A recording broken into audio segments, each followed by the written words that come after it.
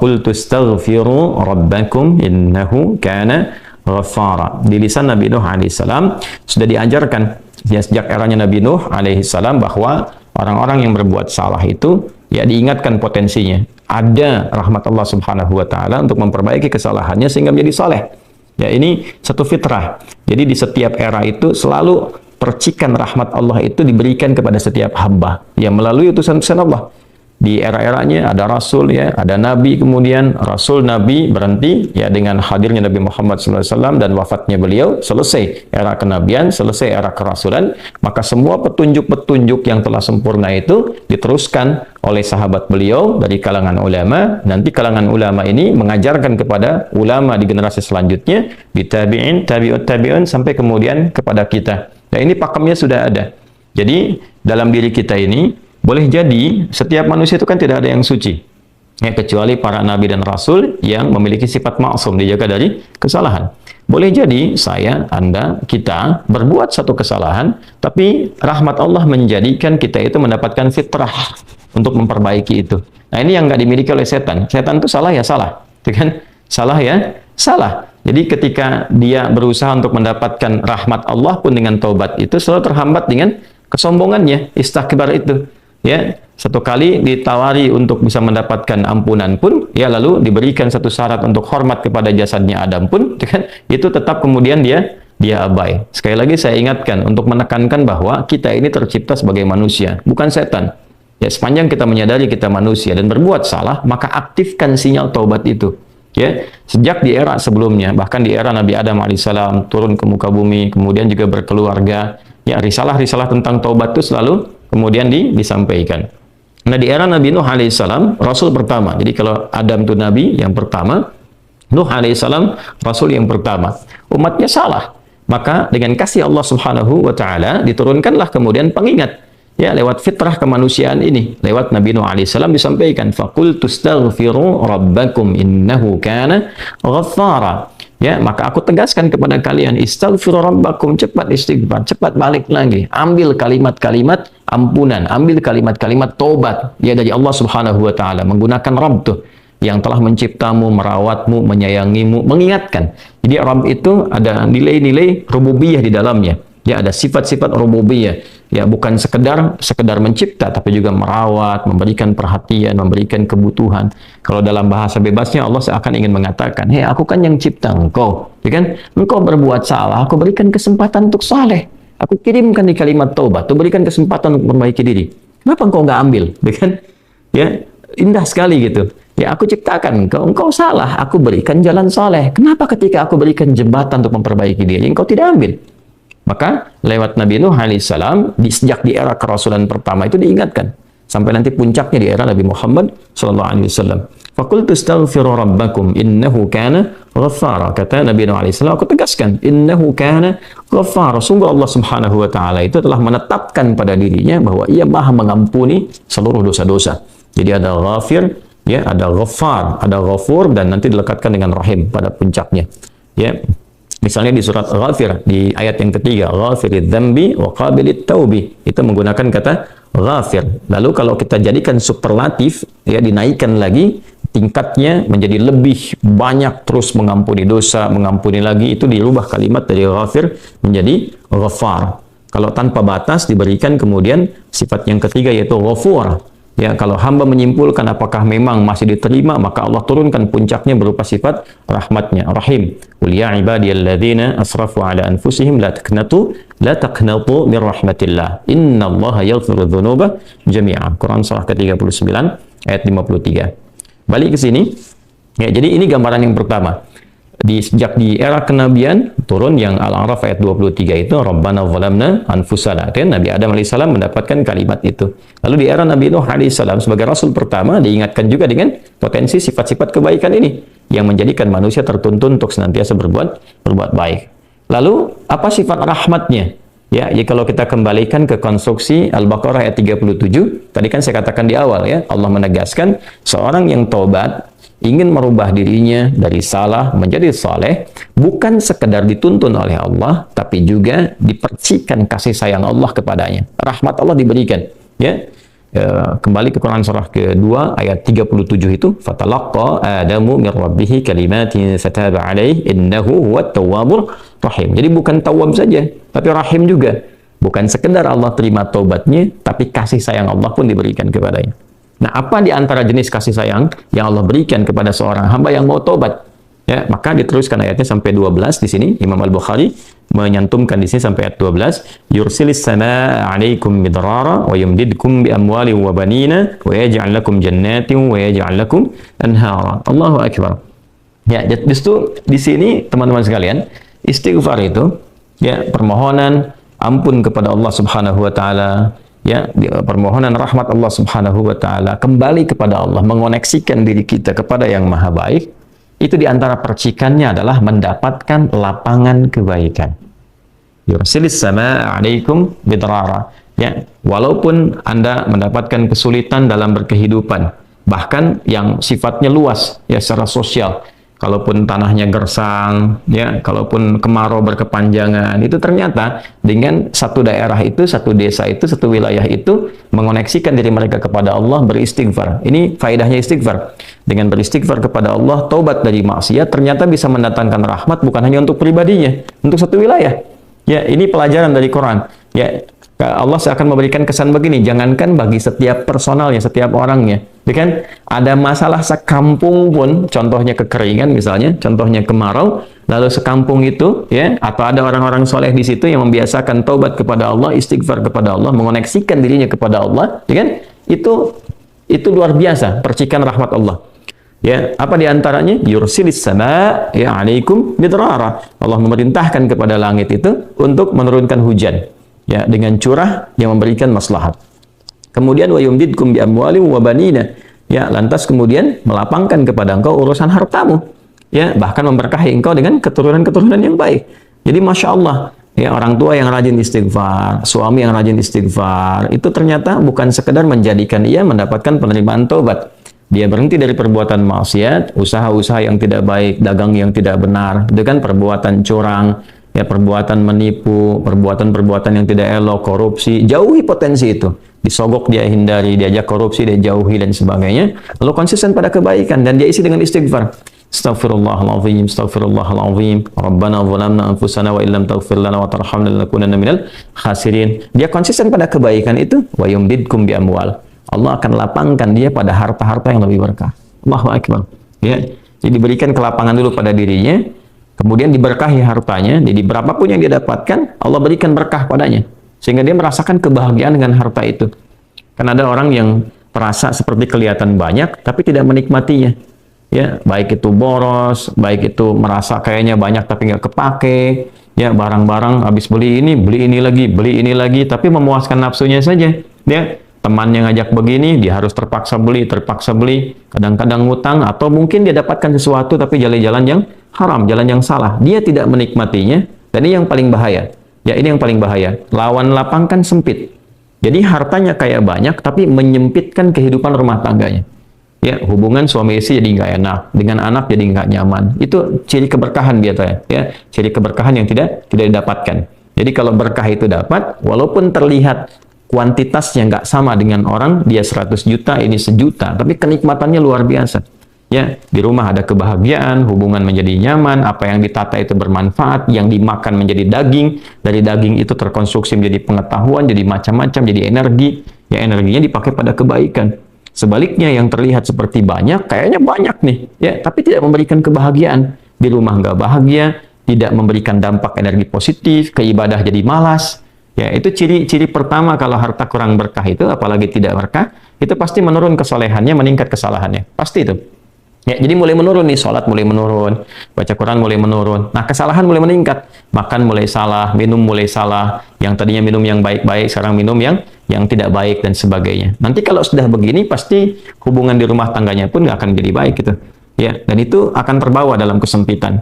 Nah, cara untuk mengatasi itu, ini balik ke Quran surah Nuh tadi, di ayat 10 sampai dengan ayat 12. Kalau kita menyadari kemudian itu salah, lantas ingin memperbaiki diri, kembali kepada Allah, perbaiki diri kita, ya, lalu mengingat Allah, menyesali apa yang telah dilakukan, berjanji untuk berbuat baik, itu tidak tanggung apa yang Allah jawab. Ya, Kalaupun ada satu kelapangan yang tidak berkah tadi, diganti oleh Allah, dihilangkan yang kurang baiknya, dilapangkan dengan yang baik-baiknya. Lalu setelah itu dijaga keluarganya.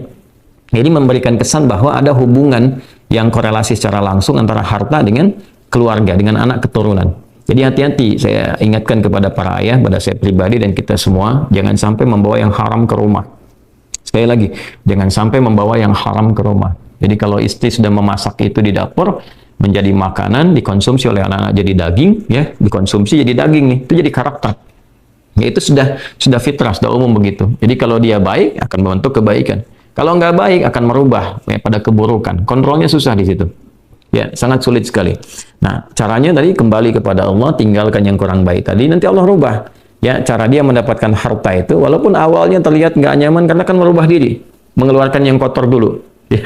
Ya, kalau terlalu banyak kotoran, mandi kan ya agak cukup pekat tuh mandinya, bersihkan lagi. Rasa nggak seperti biasa. Tapi setelah dibersihkan semua jadi enak kan? Nah, itulah agama begitu. Dibersihkan yang kotor itu kayaknya awalnya nggak enak, tapi kemudian hati jadi lapang. Yang diberikan kelapangan hati dulu. Ya, begitu hatinya lapang, baru nanti Allah buka jalan. Ya, setelah hatinya lapang, bagus, dan dinilai baik ini punya kemampuan untuk bertindak dan mengelola apa yang didapatkan, dilapangkanlah rezekinya karena dia sudah dinilai pandai untuk mengelolanya. Setelah itu diperbaiki keturunannya. Ya. Wa banina wa yaj'al lakum jannatin wa yaj'al lakum anhara. Bahkan setelah itu dibikin kaya lebih dari sebelumnya. Ya, asetnya ditambah lagi, diberikan kenikmatan hidup, ya, sampai dijaga hingga kembali kepada Allah Subhanahu wa ta'ala. Itu faidah istighfar. Jadi kalau kita biasakan bertekad, berniat memperbaiki diri dari yang salah menjadi baik, itu Allah sudah berikan motivasi. Aku bukan hanya terima taubatmu, tapi aku rubah keadaan hidupmu lebih istimewa, lebih mahal nilainya dibandingkan dengan keadaan sebelumnya yang terlihat seperti fata morgana. Kemudian dikuatkan dengan Quran surah ketiga Ali Imran ayat 135, ya. Di sini disampaikan Allah Subhanahu wa taala berfirman, a'udzubillahi minasyaitonir rajim. Bismillahirrahmanirrahim. Walladzina idza fa'alu fahishatan aw zalamu anfusahum ini dzakarullaha fastaghfaru lidzunubihim wa may yaghfiru dzunuba illa Allah wa lam yusirru ala ma fa'alu wa hum ya'lamun. Di highlight di sini di firman Allah Subhanahu wa taala, dzakarullaha fastaghfaru lidzunubihim. Ya, yaitu orang-orang yang mendapatkan rahmat Allah Subhanahu wa taala itu. Jadi ini korelasinya dengan ayat 133. Jadi ayat 133 itu Allah Subhanahu wa taala berjanji bagi orang-orang yang menyegerakan istighfar. Jadi ingat dosa hari ini nih. Sekarang misalnya malam nih, kita ingat ada dosa yang dikerjakan. Lantas ketika ingat itu istighfar. Istighfar, minta ampun sama Allah, gitu kan? Itu menyegerakan sesuatu tanpa jeda disebut dengan sara'a. Ya, sara'a. Jadi ada sa'a, ada sara'a. Kalau sa'a itu menyegerakan sesuatu dengan persiapan. Ya, makanya besok nih ada Jumatan menggunakan sa'a. Fas'au bukan fasari'u. Ya ayyuhalladzina amanu idza nudiya lis-salati min yaumil jumu'ati fas'au bukan fasari'u. Fas'au itu Quran surah Al-Jumu'ah. Ya, Al-Jumu'ah di ayat yang keberapa? Ayat 9, kan? Allah menyampaikan fas'au ila dzikrillah. Bersegera, tapi siap-siap dulu. Mandi dulu, pakai wangian dulu dan seterusnya. Tapi kalau dia bersegera cepat, nyaris tanpa jeda, itu menggunakan sarah. Sehingga guru-guru mengatakan bisurah, cepat, nggak usah banyak jedanya, ya kan? Nah, di Ali Imran ayat 133 Allah berfirman, wasari'u ila maghfiratin min rabbikum. Kalau engkau merasa ada salah, bergegas, jangan tunda-tunda. Ya, ingat malam ini, jangan tunda besok. Gimana kalau kemudian tengah malam meninggal? Ya, segera istighfari. Nah, orang yang menyegerakan istighfar saat ingat kesalahan, apa yang didapatkan? Wa jannatin arduhas samawati wal ardu uiddat lil muttaqin. Maka orang ini akan diberi harapan oleh Allah, ya, diperkenankan untuk memohon, bahkan ketika pulang disiapkan surga untuknya seluas langit dan bumi. Dan itu bagian dari sifat takwa. Jadi takwa itu bukan sekedar amar ma'ruf. Saat Anda ingat sholat, Anda ingat puasa, ingat baca Quran. Tapi takwa juga ada bagiannya nahi mungkar. Saat Anda ingat salah, lalu Anda taubat. Ya, saat Anda ingat salah, Anda pengen jadi soleh. Saat Anda ingat maksiat, Anda ingin taubat. Itu bagian dari takwa. Nah, bagaimana kemudian cara mengimplementasikan itu semua? Nah, ini poinnya. Ya, walladzina idza fa'alu fahishatan aw zalamu anfusahum dzakarullaha fastaghfaru lidzunubihim. Itu orang-orang. Ini menggunakan, sering diterjemahkan dengan orang-orang yang, kan? Walladzina, alladzina disebutkan 1080 kali dalam Al-Qur'an setidaknya. Ya, mencakup semua tanpa batas, laki-laki, perempuan, besar, kecil, tua, muda, punya jabatan, tak punya jabatan, semua tanpa kecuali. Artinya semua orang dengan keadaannya berpotensi berbuat salah. Ya, kecuali tadi nabi dan rasul yang punya sifat maksum. Ya Allah jaga dari kesalahan. Kita yang bukan nabi, bukan rasul itu berpotensi salah. Apapun profesinya, apapun jabatannya, apapun tugasnya, berpotensi salah.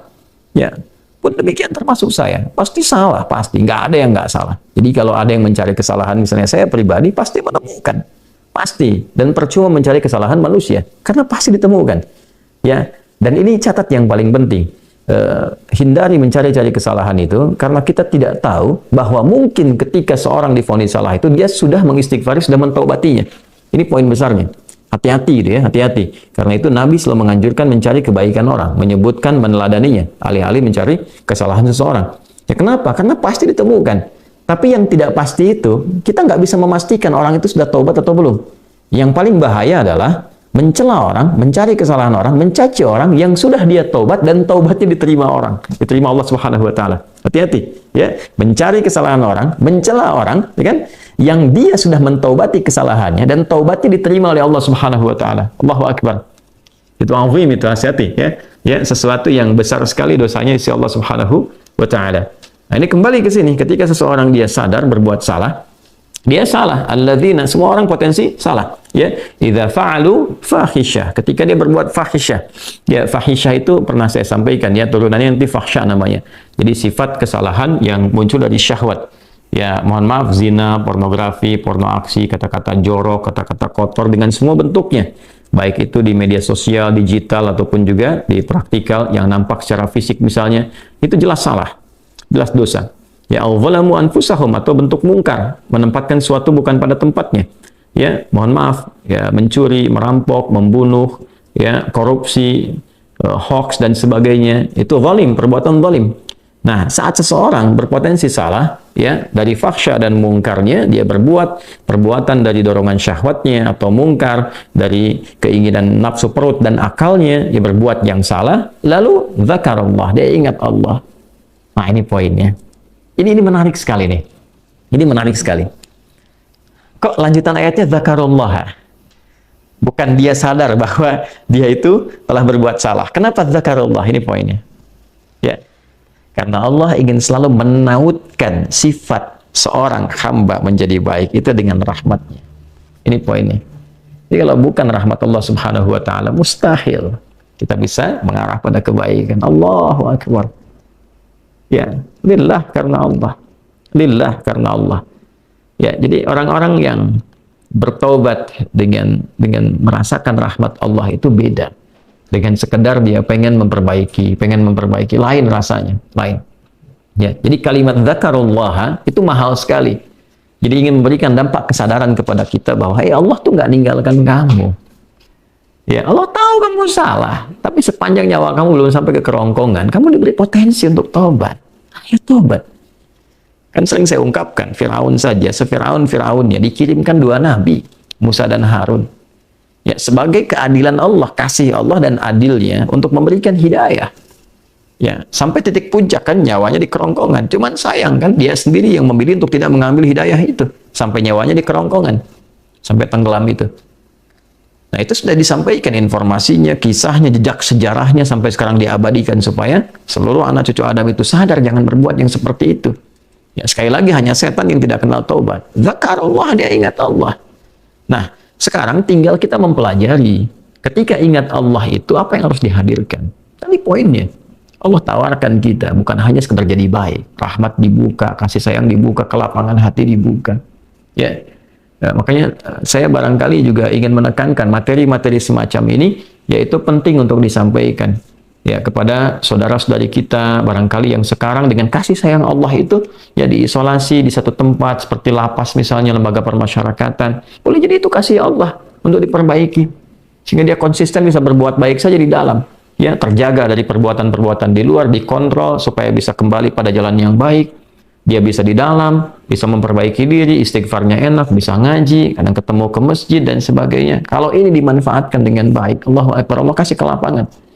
Ya, walaupun mungkin tinggal di tempat yang sempit, terasa kemudian dibatasi dengan sel-sel, tapi hatinya lapang, itu luas, megah, dan jadi nikmat. Ya, orang butuh waktu untuk menghafal, butuh suasana. Anda punya tempat yang cukup ideal untuk menghafal Quran, memperbaiki diri, dan fikihnya ada kan?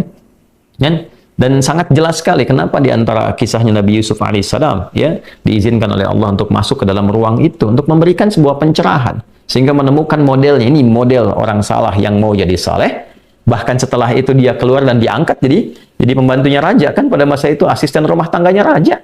Naik gitu dari sosok yang salah ya, kemudian dia tobat mengambil petunjuk dari Nabi Yusuf alaihissalam, dia berubah jadi orang hebat setelah itu. Ya, jadi asisten rumah tangganya raja. Itu luar biasa gitu. Ya, tapi yang memilih kemudian untuk jalan-jalan keburukan, tetap bertahan di dalamnya, selesai gitu. Ya, ini tawaran sesuatu yang indah. Ya, bahkan ada juga yang terakhir ini yang paling luar biasa. Orang yang sudah mendapatkan ancaman hukuman, ya sampai kemudian juga mengakhiri kehidupannya, tapi dia mau bertobat. Ya, maka dia bisa mengakhiri kehidupannya itu dengan apa yang telah ditetapkan. Misalnya, kan kita nggak tahu garis takdir itu bagaimana. Ya. Wallahu alam, tiba kemudian manusia memberikan hukuman, tapi Allah dengan kehendaknya merubah itu semua, bisa berubah. Ya, tapi kemudian kalau itu bersamaan dengan takdir yang telah Allah tetapkan, dia menjadi baik. Jadi di Islam itu selalu ada solusi. Selalu ada solusi dan pedomannya mengantarkan pada kebahagiaan.